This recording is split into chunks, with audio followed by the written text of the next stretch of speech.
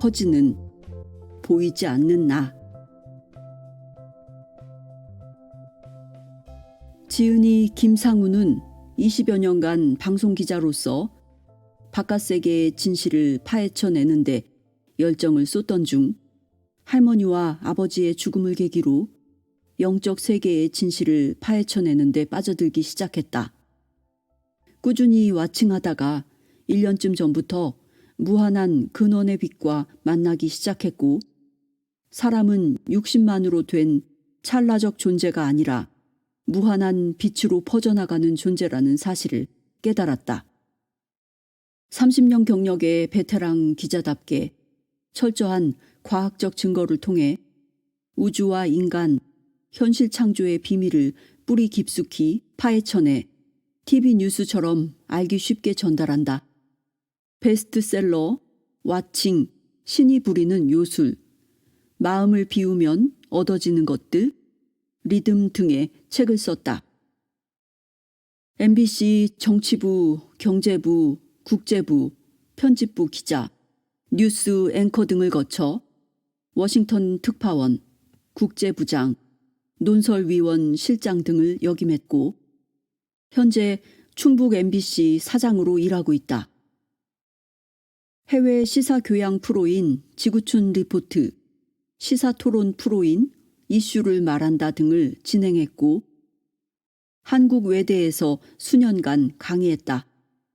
2014년 한국 언론인 연합회 논설부문 참 언론인 대상을 수상했다.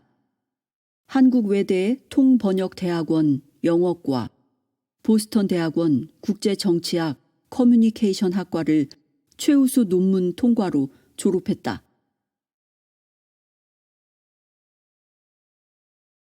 프롤로그. 보이지 않는 나와의 만남. 우리가 경험할 수 있는 가장 아름다운 것은 신비로움이다. 신비로움이 모든 진정한 예술과 학문의 근원이다.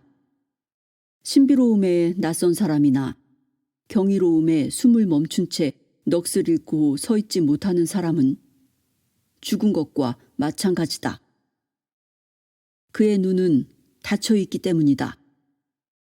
아인슈타인. 내가 뭘 잘못 봤나? 시골에서 마치고 점심을 먹기 위해 앞마당에 들어섰을 때 일이었다. 가을 하늘이 너무나 맑았다. 시야를 넓혀 창공을 가만히 올려다보았다. 요술 같은 일이 일어났다. 돌연 지붕 위 전체를 1미터 폭의 투명한 비취색 띠가 마치 병풍처럼 둘러싸고 있는 것이 아닌가? 내가 눈을 동그랗게 뜨자 비취색 띠는 사라졌다. 다시 가만히 올려다보았다. 비취색 띠가 또 나타났다. 내가 뭐에 홀린 건가? 나는 30년 가까이 기자 생활을 해왔다. 뭐든지 진위를 확인해보는 습관이 있다. 하지만 대여섯 번씩이나 다시 올려다봐도 마찬가지였다. 마치 숨바꼭질하듯 나타났다 사라지기를 반복했다. 하늘이 왜 저런 요술을 부리는 거지? 고개를 바짝 뒤로 젖히고 이번엔 시야를 완전히 넓혀 하늘 전체를 올려다보았다. 약 1분쯤 지난 뒤였다. 더욱 신기한 일이 일어났다. 와, 어머니! 저거 안 보여요? 때마침 안뜰에 들어온 어머니가 하늘을 올려다보았다. 뭐? 어머니에게는 보일 리 없었다. 나는 그동안 와칭을 했기에 마음이 몹시 맑아진 상태였다. 황금 고리들이 춤을 추네요. 그 황금색도 역시 투명하기 이를 데 없었다. 손바닥보다도 더 큰 타원형의 황금 고리들이 마치 큰 잠자리들처럼 내 머리 바로 위에서 춤을 추고 있었다. 하지만 아까처럼 눈을 동그랗게 뜨고 초점을 맞춰 바라보면 사라졌다. 그러다가 다시 마음을 열고 올려다보면 또 나타났다. 내가 헛개비를 보는 걸까? 내가 미심쩍어 다시 올려다볼 때마다 황금색 고리들은 마치 확인이나 해주려는 듯 춤을 추었다. 육안으로 보면 사라졌다가 마음의 눈으로 보면 다시 나타났다. 내가 본 게 뭘까? 어마어마하게 확대된 미립자였을까? 나도 모른다. 하지만 한 가지는 분명하다. 육안과는 다른 눈을 가진 보이지 않는 나가 내 안에 존재한다는 것이다. 그 존재를 알고 나서 요술 같은 일들이 꼬리를 물었다. 깜깜한 방 안에서 눈을 감고 있는데 갑자기 너무나 순수한 파랑이나 보라색 하늘이 펼쳐지곤 했다. 눈을 뜨고 와칭을 할 땐 높은 하늘에 떠 있는 구름이 선명한 홀로그램 입체상처럼 바로 눈앞에 다가오기도 했다. 얼마 후엔 온 하늘에서 빛이 퍼져나오는 것이 보이기 시작했다. 당시 나는 와칭 등 몇 권의 책을 쓰고 나서 이제는 마음에 눈을 뜨게 하는 책을 써야겠다고 마음먹고 있었다. 하지만 웬일인지 영 글이 나오지 않았다. 마치 마음 속에서 누군가가 나를 붙들고 있는 것 같았다. 그런데 보이지 않는 나를 만난 후 나부터 마음의 눈을 뜨게 된 것이다. 그러면서 책에 담아야 할 내용들이 요술처럼 잘 떠오르기 시작하는 게 아닌가. 내가 문제들에 대한 답들도 거의 매일 굴러나왔다. 한 번은 창원에서 강연을 마쳤는데 KTX 출발 시간이 2시간이나 남았다. 그래서 역사 밖에서 하늘을 바라보며 2시간 동안 와칭을 했다. 하늘에서 또 빛이 퍼져나왔다. 그리고는 열차를 탔다. 타자마자 나도 모르게 종이와 펜을 꺼내들었다. 그리고 원고를 써내려가기 시작했다. 2시간 동안 정신없이 썼다. 바로 전날까지만 해도 온갖 내용들이 서로 얽히고 설켜 도무지 갈피를 잡을 수 없었었다. 정말 요술 같은 일이네. 나 대신 글을 써주는 게 누구지? 지난 일들을 되돌아보았다. 나는 25년간 열정적으로 바깥 세상만 취재하며 살던 TV 뉴스 기자였다. TV 뉴스는 모든 걸 영상으로 시청자들에게 보여준다. 그러려면 눈에 보이는 증거가 있어야 한다. 나는 증거가 없고 논리적으로 맞지 않으면 절대로 믿지 않았다. 그러다가 할머니와 아버지가 세상을 떠난 뒤 큰 충격을 받았다. 늘 눈에 보이려니 했던 두 가족이 눈앞에서 영원히 사라진 것이었다. 나 또한 그렇게 사라질 것이었다. 눈에 보이는 몸이 사라지면 몽땅 사라지는 걸까? 눈에 보이는 것만 믿고 살아온 나였다. 그때부터 눈에 보이는 것이 정말 나의 전부인지를 철저하게 파헤쳐 나가기 시작했다. 그러면서 자연스럽게 마음속을 점점 깊숙이 들여다보게 됐다. 마침내 나는 두 가지 몸을 갖고 있다는 사실을 발견했다. 눈에 보이는 나와 눈에 보이지 않는 나이다. 전자는 육신이다. 육신의 크기는 고정돼 있다. 두뇌의 능력도 한계가 있다. 그럼 후자는 바로 빛으로 된 나이다. 빛으로 된 나는 빛으로 돼 있기 때문에 육안은 보이지 않는다. 하지만 무한히 퍼져나간다. 내가 바라보는 공간을 넓히면 넓힐수록, 즉 시야를 넓히면 넓힐수록, 마음을 열면 열수록 점점 넓게 멀리 퍼져나간다. 이렇게 점점 퍼져나가면서 보이지 않는 나의 공간도 점점 커진다. 100배, 1000배, 10,000배, 무한히 커진다. 공간의 크기만 커지는 게 아니다.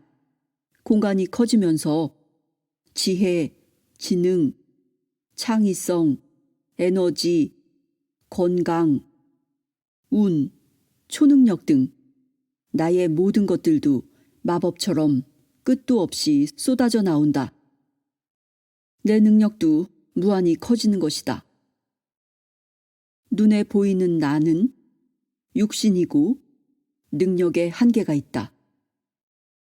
눈에 보이지 않는 나는 빛으로 된 나이고 무한한 공간으로 퍼져나가면서 능력도 무한히 커진다. 인생을 살면서 짊어진 짐이 너무나 무거울 때, 혹은 현실이 꿈쩍도 하지 않을 때 이런 생각을 해본 적 있는가?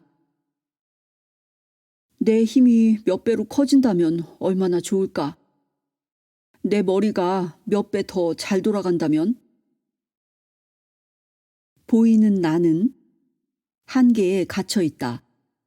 그래서 인생이 고해이다.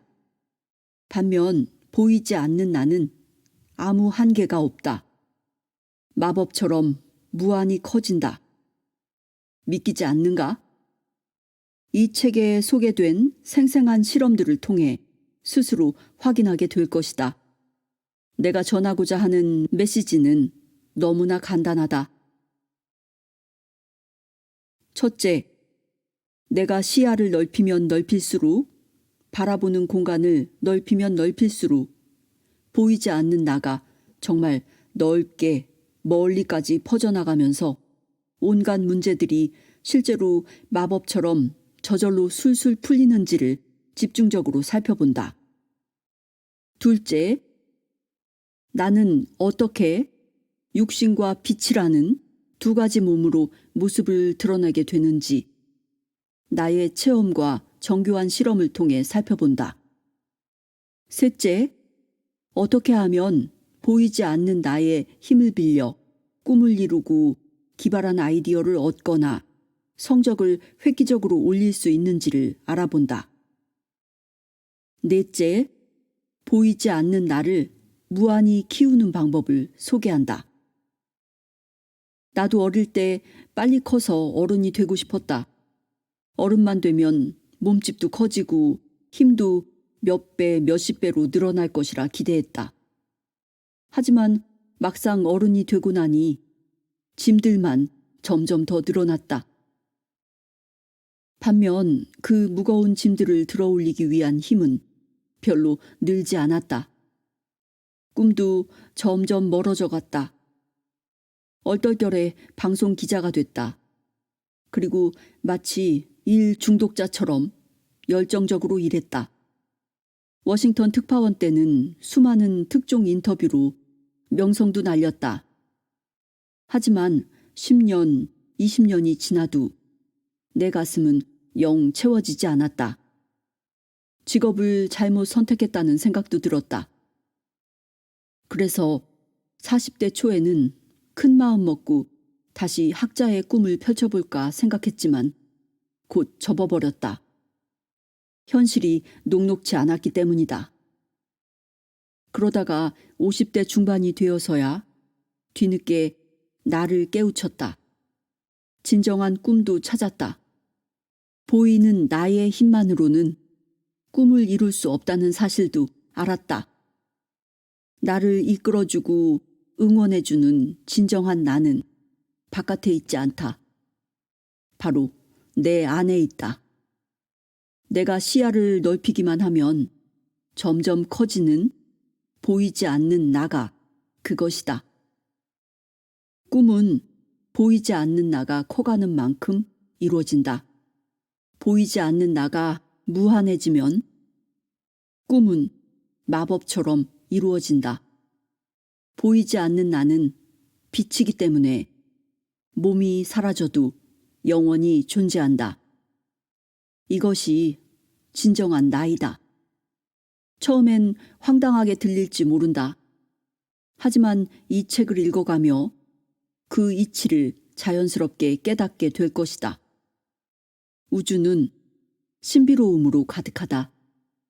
독자도 이 책을 통해 진정한 나를 찾고 진정한 꿈을 찾고 꿈을 실현시키는 구체적인 방법을 찾기를 기원한다. 1. 시야를 넓힐수록 정말 나가 마법처럼 커질까?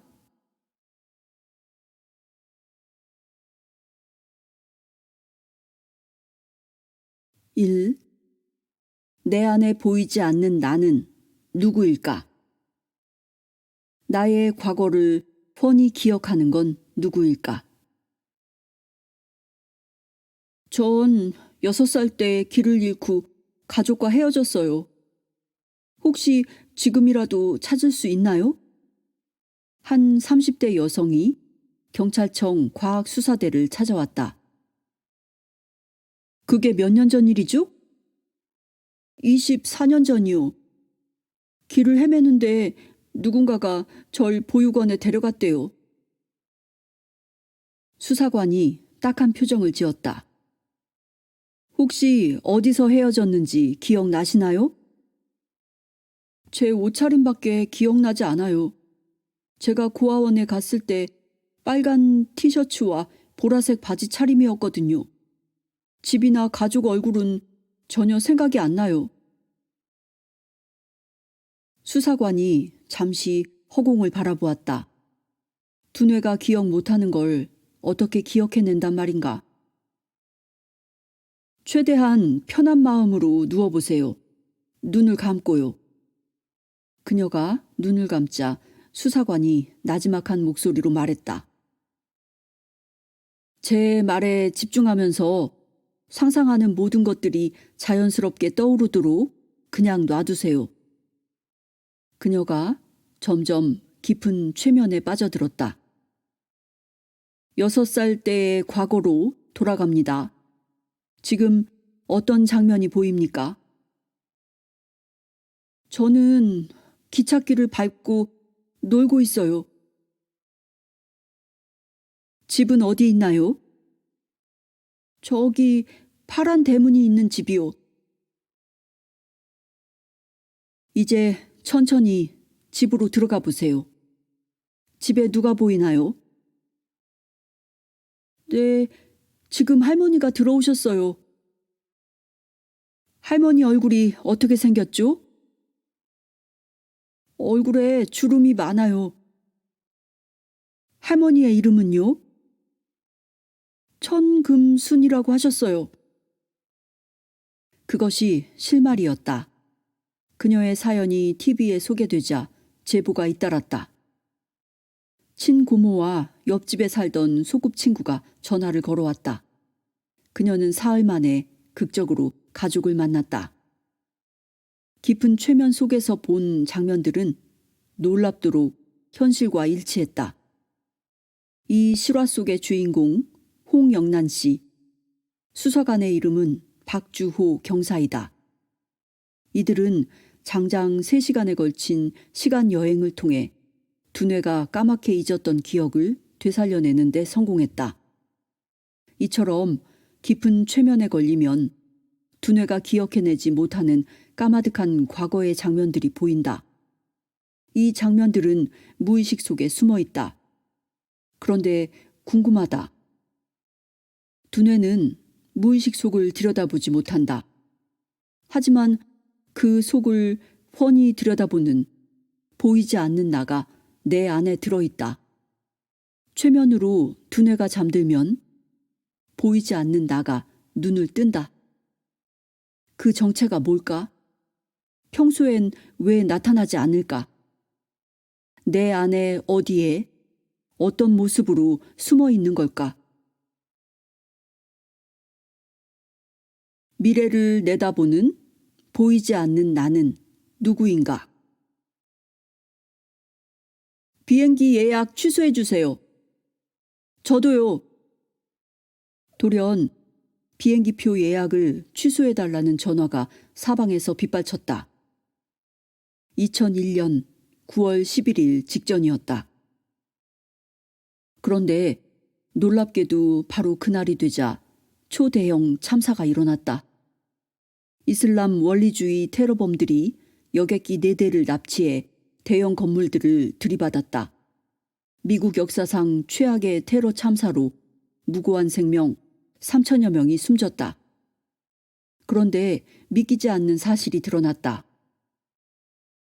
이 4대의 여객기에는 하나같이 평소보다 훨씬 적은 승객들이 타고 있었다는 것이다.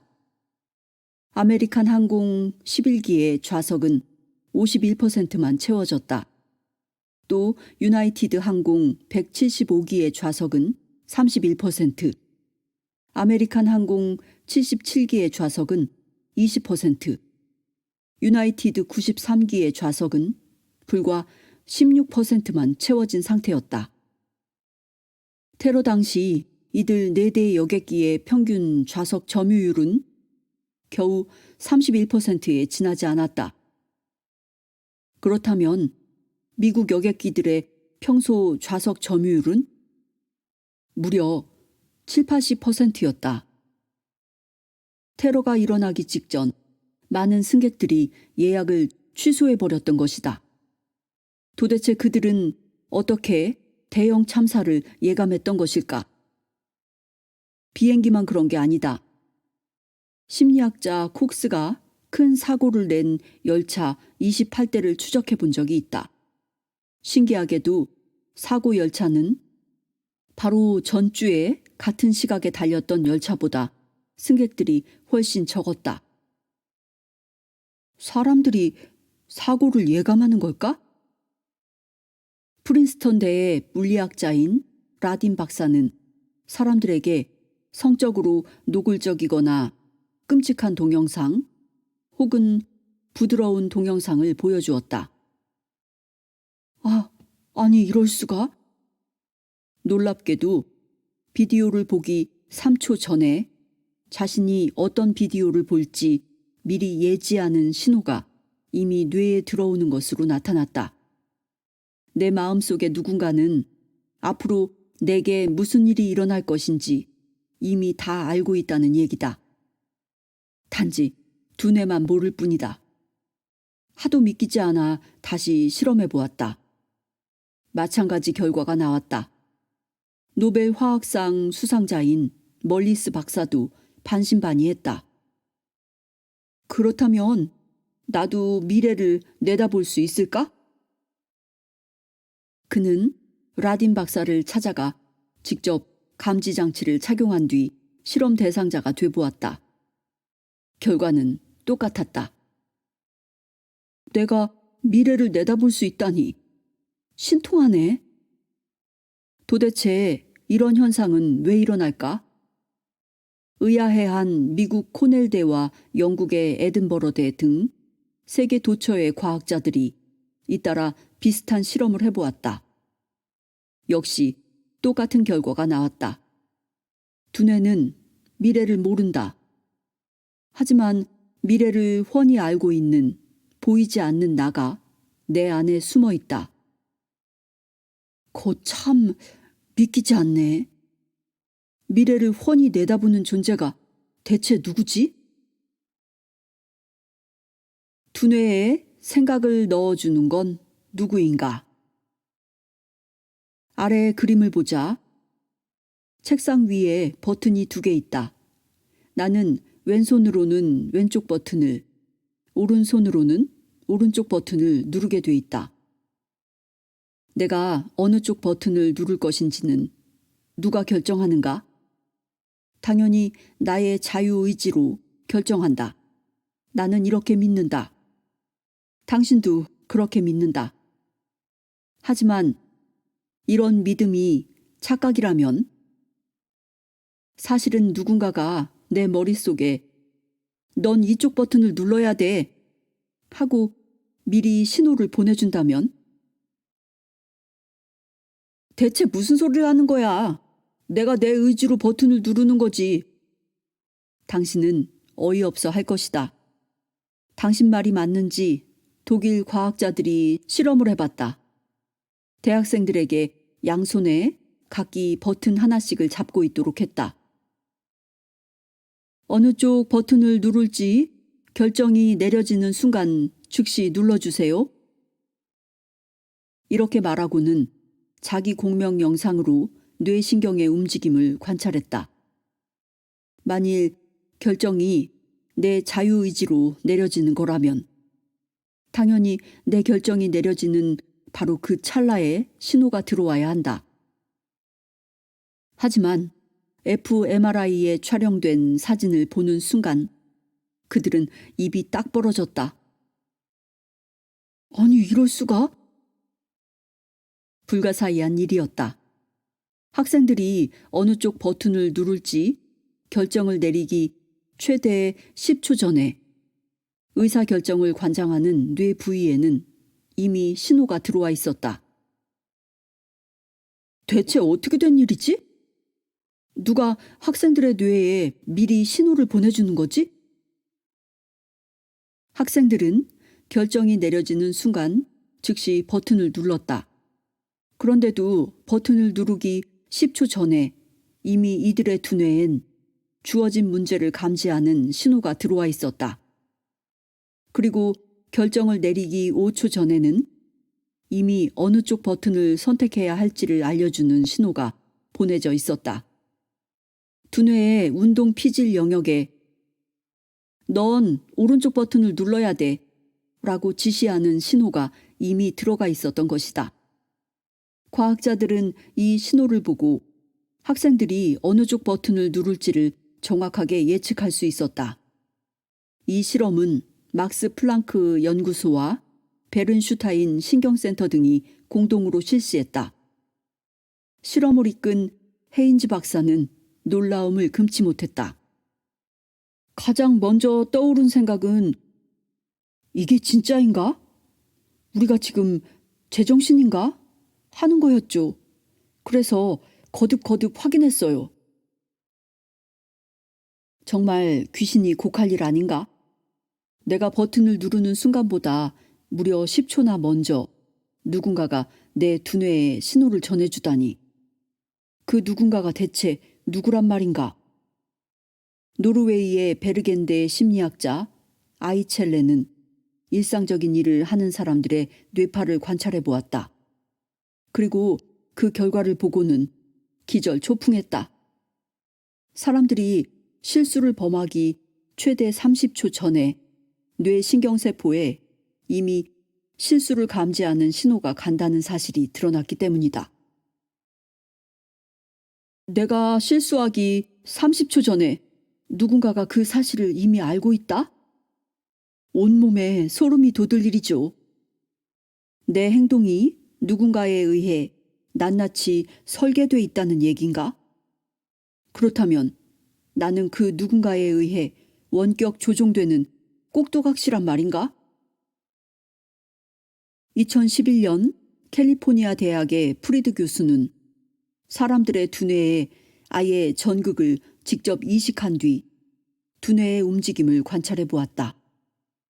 역시 같은 결과가 나왔다. 피험자들이 버튼을 누르기 1.5초 전 누군가가 먼저 두뇌에 신호를 보내주었다. 이 때문에 실험자는 피험자들이 어느 쪽 버튼을 누를 것인지를 미리 예측할 수 있었다.